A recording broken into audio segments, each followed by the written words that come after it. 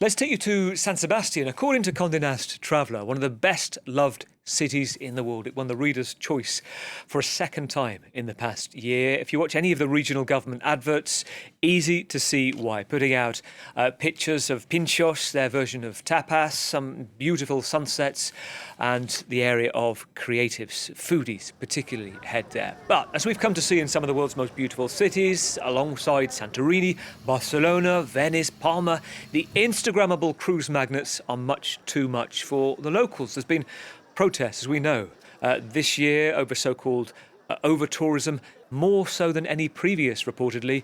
The Basque Country, it's rolling on into the winter months, demonstrating, marching today through the old streets of the city. Let's bring in one of the organisers with the group called Neighbours, with the Neighbours, or Bizilagunekin. I'm sure Amaia Oulad will commend me on my pronunciation if I got that wrong. It's great to have you on the programme, Amaia. Set out for us, first of all, just what's been going on today.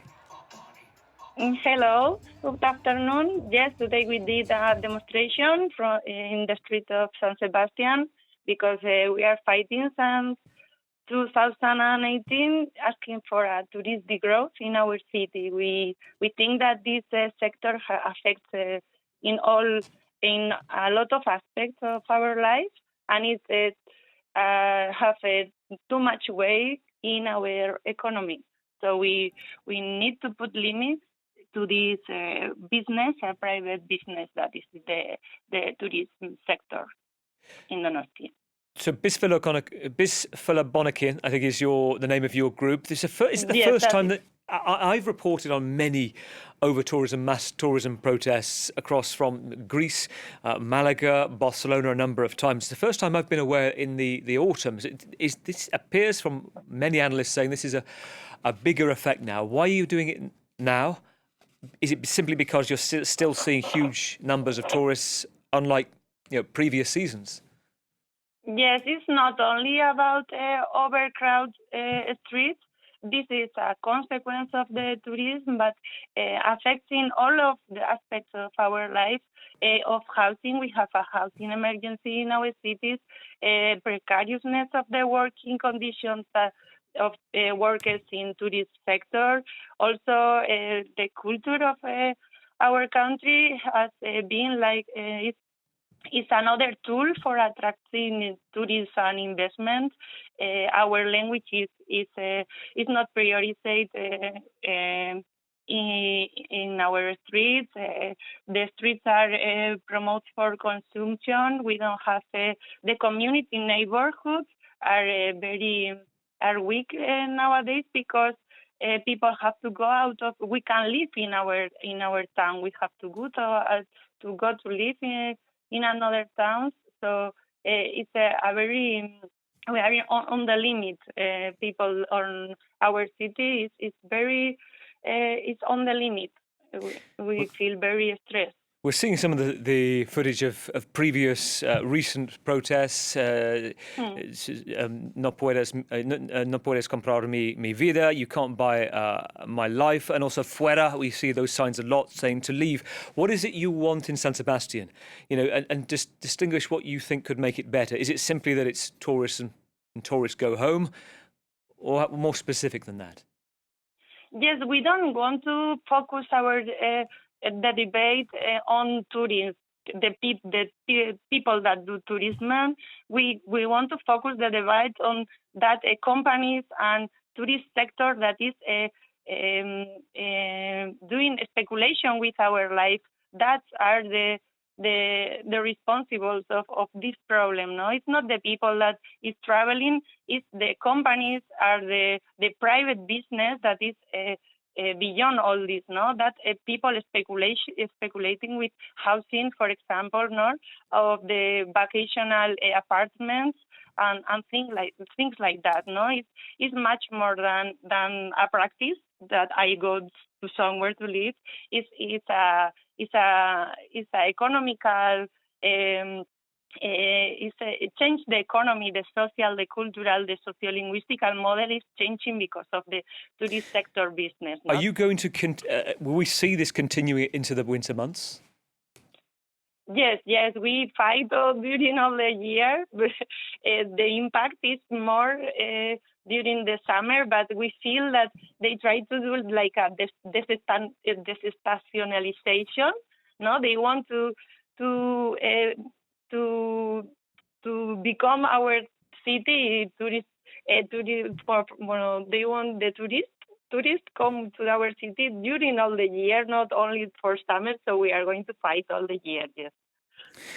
Well, let's bounce from San Sebastian. Stay with us, Amaia. Let's bring in Sarah Morris, our correspondent in Madrid at the same time. Just Sarah, great to have you on the programme with us as well. Listening to Amaia, you've heard this familiar rhythm, the drumbeat of concerns from people saying they're being priced out of their own lives, that their cultures are changing because of the over-tourism. This is interesting, isn't it, that it's going on into the winter months. Just give me your assessment of that and how the government tries to balance it, how it justifies and tries to find a solution here.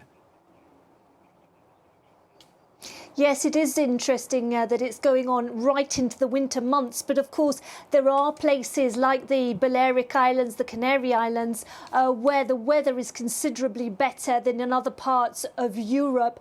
And tourism goes on all year round. The government has a difficult task. It's a socialist, a left-wing government. And essentially, they are sympathetic to what they say and agree is a housing crisis. They want the local governments to find more houses for young people and for locals so that they can continue to live in those city centres. But at the same time, they're well aware that 13.5% of Spanish workers work in the tourist sector. And really, the tourism sector is boosting the Spanish economy. It is now back at over pre-pandemic levels. And we know that the economy last year grew at about 2%. That was higher than the 0.4% European Union average. And so they don't want to really pop that bubble, as some people see it. But Pedro Sanchez, the Prime Minister, has promised that there will be more public houses built. But people are very frustrated across Spain at a local level. They can't see those public houses being built. And probably what is the most radical plan at a local level is now going to be tried, and people will be watching that very closely. In Barcelona, the socialist mayor Jaume Collboni has said from 2028 there will be no more tourist flats. He's going to get rid of that considerable industry of people renting out their properties, or as in many cases, big landlords who own whole blocks of flats renting out to tourists. And that will be something that will be contested in the courts. So we'll have to see, does that go ahead finally? And does it make a big difference to people being able to get on the rental market or the property ladder? Sarah, this is very interesting as well. Amaia, just let me mention this to you as well. I spoke recently to one of the organisers of the big anti-mass tourism protests in Barcelona, and he was talking about this moment. I think we can see it. This is when a number of people on Las Ramblas were enjoying coffees and were targeted with water pistols. Let's take a look.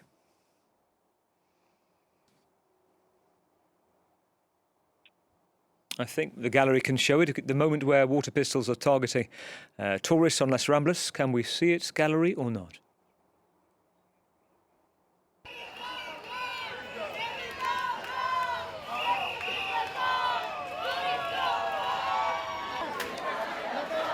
So I'm just showing that, Amaia, as we're watching this, my take to you, the organiser at the same time said this is not the vast majority of people, but it did also kind of lead to a moment where a lot of people saying, is that the fault of the tourists? Do they deserve this? Do you have sort of rules and guidelines to, people that you're organising the protests with to say, don't go that far? Or is it up to those protesting themselves? Yes, we have seen that images, but we think that are anecdotic. There's a lot of people organising around tourism and the tourist problem, and we are speaking about, like I said, about an economy, a structural problem that has a deeper and deeper effect. It's not only that tourist that is taking a coffee in the bar. We are aware of our houses, our streets, our little commerce, our ecological values that are becoming a natural an artificialization of our natural and rural environments for the touristification. So that's anecdotal for us. We don't want to focus the debate in this aspect. No, we need to reduce tourist apartments until they completely disappear. We need to ensure good working conditions for tourist sector workers and a transition to another business and another work sectors.